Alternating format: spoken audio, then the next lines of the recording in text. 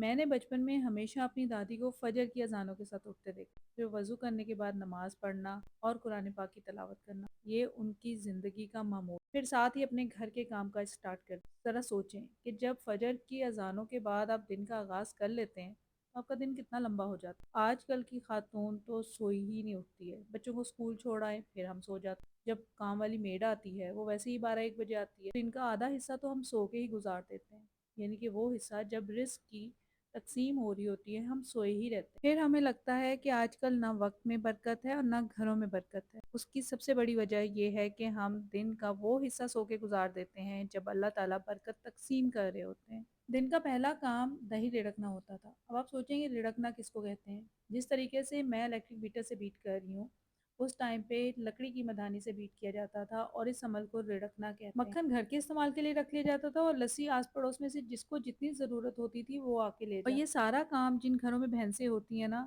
Daily basis پہ ہوتا ہے اور گھر میں اتنی رونق اور اتنی برکت ہوتی ہے کہ آپ سوچ بھی نہیں سکتے ہیں۔ پھر اسی تازے مکھن سے گرم روٹیاں پکتی تھی سب کے لیے، وہ چوپڑی جاتی تھی اور جس کو پراٹھا چاہیے ہوتا تھا اس کے لیے پراٹھا بنتا تھا، اور جو مکھن بچ جاتا تھا اس کو میلٹ کر کے گھی کی فارم میں ریزرو کر لیں، کیونکہ مکھن جو ہے نا وہ بہت عرصے تک آپ نہیں رکھ سکتے ہیں فریج میں بھی ایون۔ پھر کئی دفعہ تازے مکھن سے اور دیسی گھی سے باسی روٹی کی چوری بنتی تھی اور وہ بہت ہیلدی ہوتی ہے۔ اس ٹائم پہ یا آج بھی اگر دیہاتوں کی زندگی کا مشاہدہ کیا جائے تو وہ بہت ہیلدی لائف، اور دوسری طرف شہری زندگی دے رہی ہے صرف ذہنی اور جسمانی بیماریاں اور بہت ساری الجھنیں ڈپریشن کے ساتھ۔